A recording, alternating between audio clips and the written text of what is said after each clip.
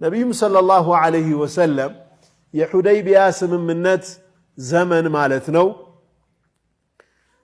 ጉዞ ያደረጉ ያለ ሰኒያ የምትባል ቦታ ላይ ሲደርሱ ግመላቸውን አበረኩ በረከች ግመላ ቁጭ አለች ከዛም መንቀሳቀስ አልችላለች ግመሏ ሰኒያ የሚባል ቦታ ላይ ሲደርሱ ሐልሐል አሉ ሐልሐል የሚባለው በግመሎች ተነሽ ብሎ ግመሏን እንደማስነሳት ነው ለገመች ግመሏ መንቀሳቀስ አልቻለችም መነሳት አልቻለችም خلأت القصواء አሉ ሰሐቦቹ قصواء የነብዩ ሰለላሁ ዐለይሂ ወሰለም የግመላቸው ስም ነው قصواء ለገመች አሉ ነብዩም ሰለላሁ ዐለይሂ ወሰለም ما خلأت القصواء وما ذاك لها بخلق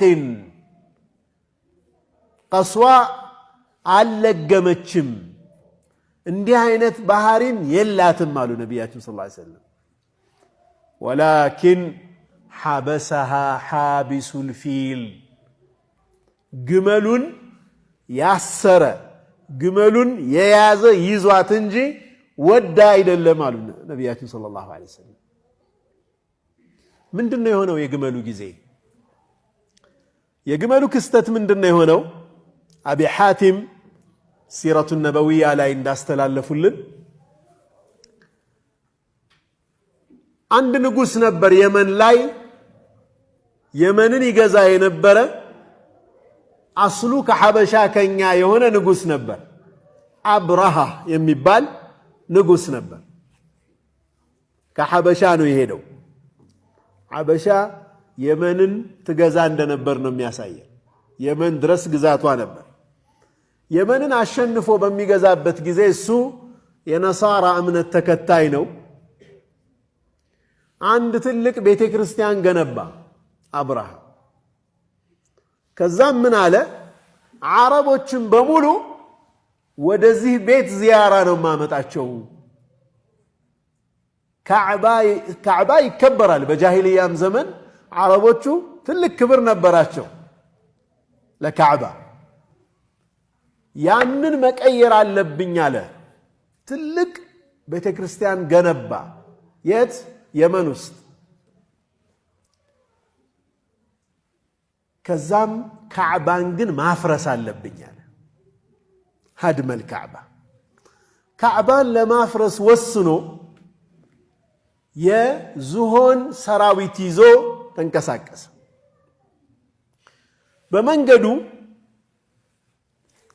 በመንገዱ የተለያዩ የዓረብ ጎሳዎች እሱን ለመመከት ጥረት አድርገዋል ግን እያሸነፈ ጉዞውን ቀጠለ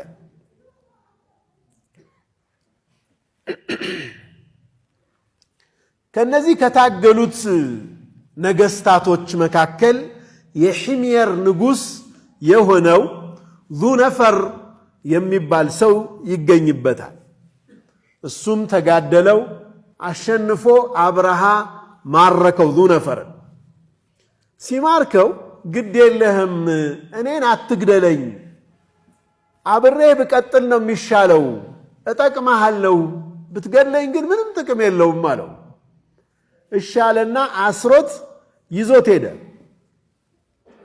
ሌላ ሁለተኛ ሌሎች ጎሳዎችም አገኘ النفيل بن حبيب الخثعمي የሚባል የጎሳ መሪም አጋጠመው የየመን ጎሳዎች ናቸው እነሱም ተጋደሉት ኑፈይልንም አሁንም ማረከ የጎሳው መሪ ማረከ አንተ ንጉስ ሆይ ያለ ኑፈይል እኔ የአረቦችን መንገድ አውቃለሁ ባትገድለኝ ይሻልሃል እኔ የመራሁ ወስደሃለሁ ምትፈልገው ካዕባን ማፍረስ ነው ወስደሃለሁ አለው እሱንም ይዞ ቀጠለ ጣኢፍ ደረሰ ተቃረበ እንግዲህ መስዑድ ኢብኑ ሙዓተብ የثقيف ሰው ነው ወጣ እሱም ሊጋደለው ማለት ነው ነገር ግን ሲያየው ሰራዊቱ ከባድ እንደሆነ ሲገባው አንተ ንጉስ ሆይ نحن عبيد لك እኛ ያንተ ባሪያዎች ነን እጅ ሰጠናል ካንተ ጋር ጉዳይ የለንም አለ እጁን ሰጥቶ በእኛም መካከል አንተ ጋር ቅራኔ የለንም እኛ ብቻ ላትን ነው የምናመልከው ላትን አትንካብን እንጂ ካዕባን እንደፈለክ ልታፈርስ ትችላለህ ብሎ ቀጠለ እሱም አብሮት ማለት ነው ነገር ግን አቡ ሩዓል የሚባል እሱን ተወውና አቡ ሩጋል የሚባል ሰው መደበለት አቡ ሩጋል መንገድ እንዲጠቁመው ያለውን ነገር እንዲረዳው ብሎ አቡ ሩጋል የሚባል ኻኢን ማለት ነው መደበለት ይህ ሰውዬ መንገድ ላይ ሞተ የኺያና ምልክት ተደርጎ አሁን እስከ ምንድነው ቀብሩ ያለበት ቦታ በድንጋይ ይወረወረበት ነበር ይሄ ኻኢን ነው ካዕባን ለማስፈረስ አብሮ ሊተባበር ሲል መንገድ ላይ የሞተ ተብሎ ማለት ነው አቡ ሩጋል የክህደት ምሳሌ ሆኖ ይታይ ነበር ማለት ነው ከዛ በኋላ አልአስወድ ኢብኑ መቅሱድ የሚባልም ሰው አብሮት ነበር ብዙ የተለያዩ ሰዎች እንግዲህ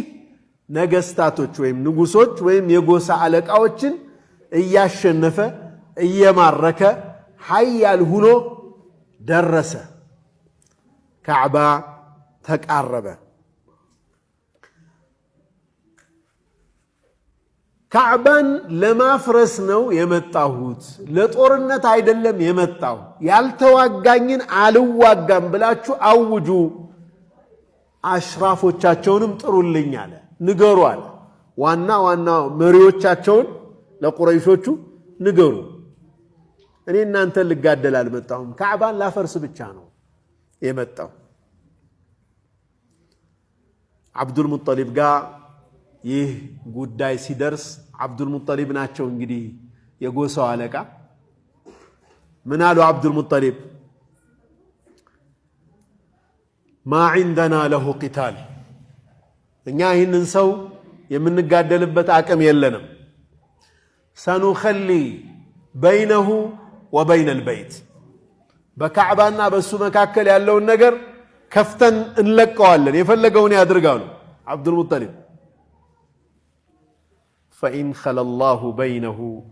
خلى الله بينه وبين بيته فوالله ما لنا به قوة الله በዚህ ሰውዬና በቤቱ መካከል ከተወው አሉ እኛ አቅም የለንም አሉ አላህ ግን አይተወውም እኮ ያሉ ገብታችኋል አላህ ከተወው እኛ ምንም አቅም የለንም አሉ ከሱ ጋር ከመጡት ውስጥ ዙነፈር የሚባለው ሰው ዙነፈር የሚባል ብያችኋለሁ አይደል መጀመሪያ ላይ የተማረከው ንጉስ ማለት ነው የአብዱል ሙጠሊብ ወዳጅ ነበር ታዲያ አብዱል ሙጠሊብ ጠየቁት እንደው ይህ ሰውዬ መላለው ወይ አይ ምን መላለው ብለህ ነው እኔም ታስሬ ነው አሁን አብሬው የመጣሁት ምን ማድረግ ይቻላል ባይሆን 200 ግመል የሳቸው የተወሰደባቸው ስለነበረ እሱን የምታስለቅቅበትን መንገድ እፈልግልሃለሁ እንደው አንድ ለሱ የሚቀርበውን ሰው ነግሬልህ ገብተህ ግመሎችን ታስለቅቅ እንደሆነ እንጂ ይህን ሰውዬ ካዕባን እንዳያፈርስ መከላከል እንኳን አንችልም አላቸው طيب مرحبا እሺ ንገርልኝ አሉት አብዱል ሙጠሊብ አብረሃ ጋር የሚገቡበት መንገድ ተፈጠረላቸው ይህ ሰው አለ ያ አብዱል ሙጠሊብን ይዞ የሚገባው ባለሟል ማለት ነው የአብረሃ ባለሟል ምን አለ ይህ ሰው أيها الملك هذا سيد قريش هي قريش عينتانه وصاحب عير مكة يا مكة يتماركت جملوች ሁሉ ባለቤት ነው الذي يطعم الناس في السهل والوحوش في الجبال ሰዎችን ሜዳ ላይ ሰብስቦ የሚያበላ እጅግ ቸር የሆነ ሰው ነው አንተ ጋር መግባት ያስፈቀደ ነውና እባክህ ፍቀድለት አለ ገቡ አብዱል ሙጠሊብ ተፈቅዶላቸው በጣም ያምሩ ነበር አብዱል ሙጠሊብ ሃይባ ነበራቸው ግዙፍ ነው ሰውነታቸው ፊታቸው በጣም ያምር ነበር አብርሃ ሲያያቸው በጣም አከበራቸው ሃይባቸው እሱ ዙፋን ላይ ተቀምጦ እሳቸው ከታች እንዲቀመጡ አልፈለገም ከበደው ዙፋኑ ላይም ደግሞ አብሮ ሊያስቀምጥ አልፈለገም አብርሃ ወረደና ምንጣፉ ላይ አብሯቸው ተቀመጠ አክብሯቸው ማለት ምንድነው ጥያቄ ያላቸው أيها الملك قالوا أنت نقص هوي إنك قد أصبت في مالا عظيما فاردده علي بتأم كفتني يا هنا نبرت وسدب بنيال ملس اللي قالوا ينسلت أبرهة لقد أعجبتني حين رأيتك على شو مجمّر يا ساي دنك أهنجرنا ينبر عونجن ورد كبني على شو نعكوه على شو من نوالد أنت يمت تعمل كون جيتهن يسون بيت العفرس ما تأتشي سلا سوبيت ساتيك سلا جماله تتايكني على لندي على شو وردك بين قدره انسبኝ اكبره ነበር አሁን ግን ናኩ አላቸው انا رب الابل አሉ እኔ ግመሎቹ ጌታ ነኝ ولهذا البيت رب يحميه ይህ ጌታ ደግሞ ይህ ቤት ደግሞ ጌታ አለው የሚጠብቀው አሉ እኔ የሚመለከተኝ ግመሌን ነው አሉ اما هذا البيت له رب يحميه ميكلاكللت جيت አለውስ እኔ ግመሎችን ስጠኛሉ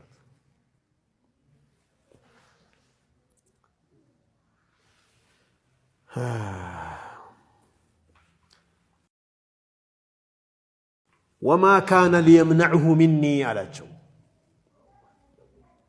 አይችልም እኔን ሊከላከል ይህም ቤት እንዳላፈርሰው ሊያደርግ አይችልም ያንተ ጌታ አላቸው فأنت وذاك አሉት እንዳሻህ እንግዲህ አንተ ተወጣው አሉት አይከላከልም ካልክም ታየዋለህ ራስህ አሉ ግመላቸውን አስመልሰው ወጡ ከሱ ስጧቸዋል 200 ግመላቸውን እየነዱ ሄዱና የካዕባን በር ይዘው ጌታችን ሆይ አንተ ነህ የምትከላከለው ሌላ ተከላካይ የለንም ብለው ዱዓ አድርገው ቁረይሾችን በሙሉ ሰበሰቡና በሉ ተበተኑ አሏቸው ወደ ተራራዎች በሙሉ ተበተኑ እዚያ አካባቢ እንዳትታዩ አላህ በዚህ ሰው ላይ የሚያደርገውን እናያለን አሉ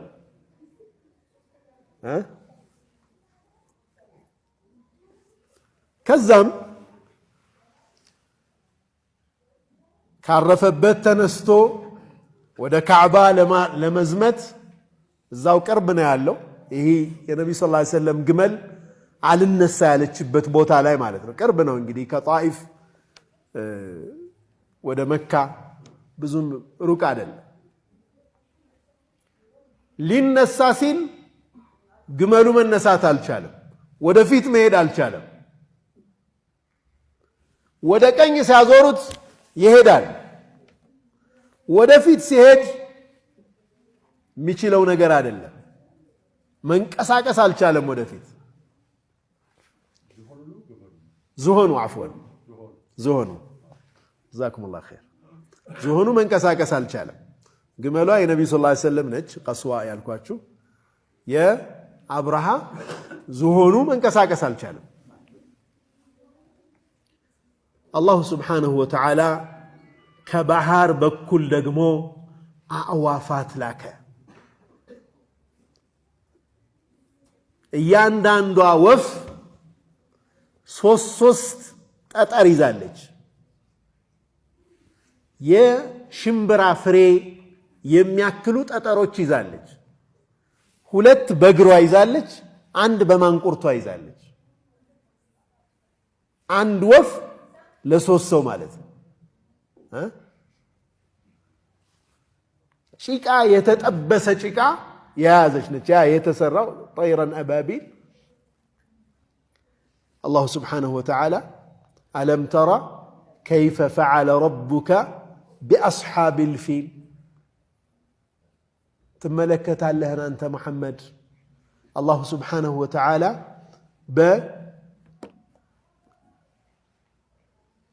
جملو ባለቤቶች ላይ ወነ በዝሆኑ ባለቤቶች ላይ የሰራውን ያው በዝሆኑ ባለቤቶች ጌታህ እንዴት እንደሰራ አላወቅምን አንተ መሐመድ አለም يجعل كيدهم في تضليل ተንኮላቸውን በጥፋት ውስጥ ከንቱ አላደረገምን አድርጓል ተንኮል አስበው መጡ ግፍ ሊሰሩ መጡ አላህ Subhanahu Wa Ta'ala ያን ግፍ ከንቱ አላደረገባቸውምን وأرسل عليهم طيرا أبابيل በእነርሱም ላይ መንጎች የሆኑ ወፎች ላከ በመንጋ የሚመጡ ወፎችን በእነሱ ላይ ላከ ተርሚህም بحجارة من سجيل ከተጠበሰ ጭቃ በሆነ ድንጋይ የምትወረውርባቸው የሆነችን አዕዋፍ በእነሱ ላይ ላከ فجعلهم كعصف مأكول ቅጠሉ እንደተበላ አዝመራም አደረጋቸው ይላል አላህ Subhanahu Wa Ta'ala ቅጠሉ በተባይ እንደተበላ አዝመራ አደረጋቸው አላህ በትንትናቸው ወጣ አብርሃ የተለየ በሽታ አገኘው እዛው ላይ አናሚሎቹ አንጓዎቹ አንድ በአንድ ይረግፉ ነበር ይዘውት ወደ የመን ለመመለስ ሞከሩ በየቦታው እየተንጠባጠበ ነው ያለቀው መጨረሻ የመን ላይ ሲደርስ ሞተ ይህ ክስተት ከነብዩ አለይሂ ሰላቱ ወሰላም መወለድ በአንዳንድ የሲራ ጸሐፊዎች ከ50 ቀን በፊት ነው የተከሰተው ቅርብ ክስተት ነው ማለት በአረቦቹም ዓመል ፊል የዝሆን አመት ተብሎ ይታወቃል ትልቅ ክስተት ስለሆነ አመቱ ራሱ በዛ ተሰየመ ዓመል ፊል የዝሆን አመት በመባል ይታወቃል አላሁ Subhanahu Wa Ta'ala የሚላኩት ነብይ አለይሂ ሰላቱ ወሰላም ከካዕባ ጋር ከፍተኛ ትስስር ስለሚኖራቸው የካዕባን ሸረፍ መጀመሪያ መለሰው መጀመሪያም ካዕባ የተከበረ ነው አሁን ደግሞ በእንዲህ አይነት ተአምር ካዕባን ሊያፈርስ የመጣ ኃያል እንዲህ ሆኖ ሲመለስ የተበላ አዝርት ይመስል ቅጠሉ የተበላ አዝርት መስሎ ረጋግፎ ሲቀር የካዕባ ክብር ይጨምራል አይጨምርም የበለጠ ይጨምራል شرف الكعبة ሰዎች ዘንድ ጨመረ ነብዩም ሰለላሁ ዐለይሂ ወሰለም ከመጡ በኋላ ደግሞ ተልከው ካዕባን ከተለያየ ባዕድ አምልኮት ሲያጸዱት የበለጠ መጀመሪያ ሰዎች ልብ ውስጥ አላህ መልሶታል ክብሩን ማለት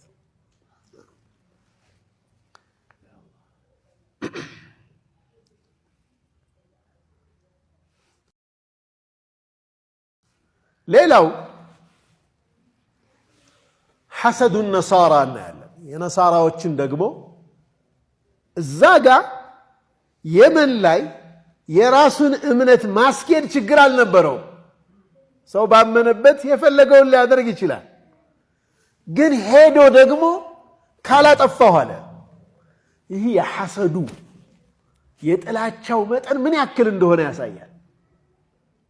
ምን ያክል እንደውም አንዳንድ ዑለማዎች ምን ይላሉ? ከይደን አለም የጅዐል ከይደሁም ፊ ተድሊል። ከይድ ማለት ሴራ ነው፣ ተንኮል ነው፣ ደባ ነው። በግልጽ እየተንቀሳቀሰ እንዴት ደባ አለው አላህ አሉ ዑለማዎቹ። ምን አሉ?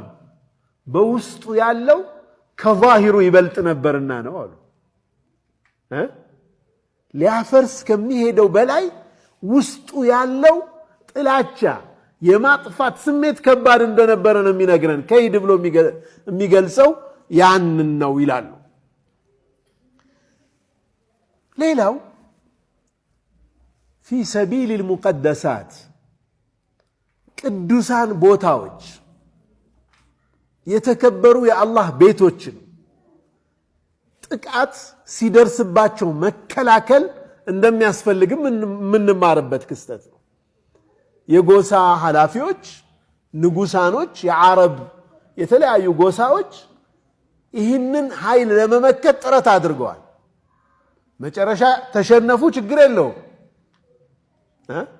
መሸነፉ አይደለም ዋናው ነገር፣ መታገሉ ነው። ኖ ትክክል አይደለም ይህ ብሎ ለእምነቱና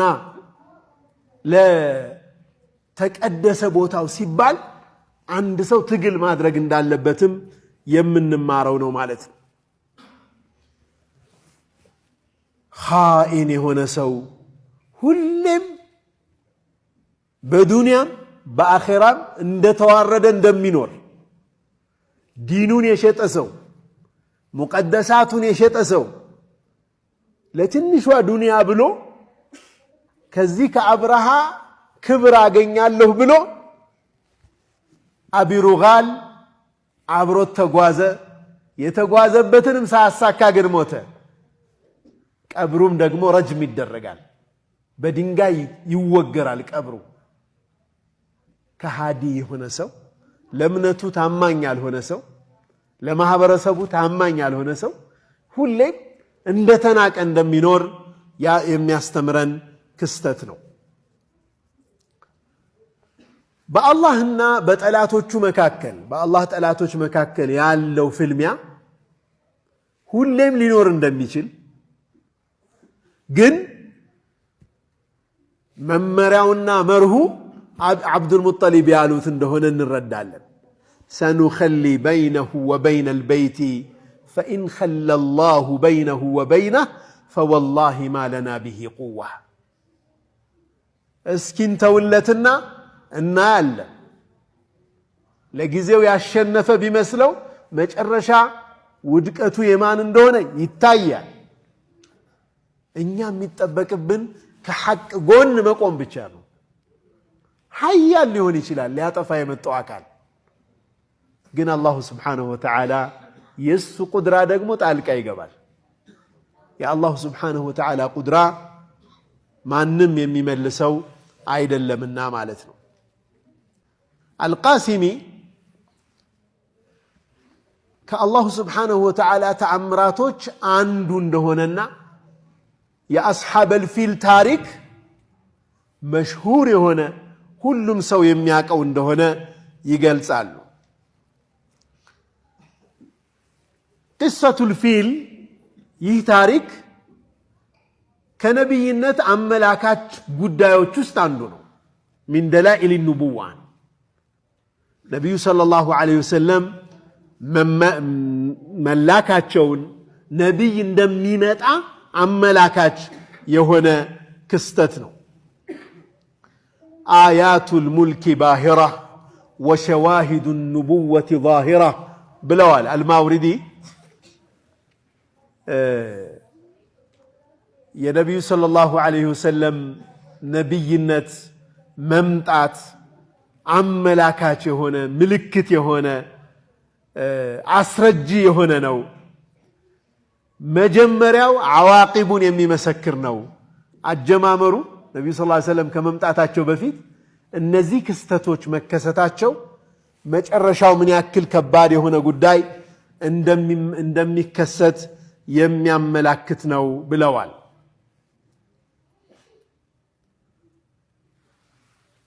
ክስተቱ ቢሳካለት ኖሮ ብለን ብናስበው ቢሳካለት ኖሮ አብርሃም ምን ይሆን ነበር ብለን ብናስብ መካን ይቆጣጠራል፣ ካዕባን አፍርሷል፣ እንዳለ ዛጋ ያለውን በሙሉ ባሪያ አድርጎ ይገዛው ነበር።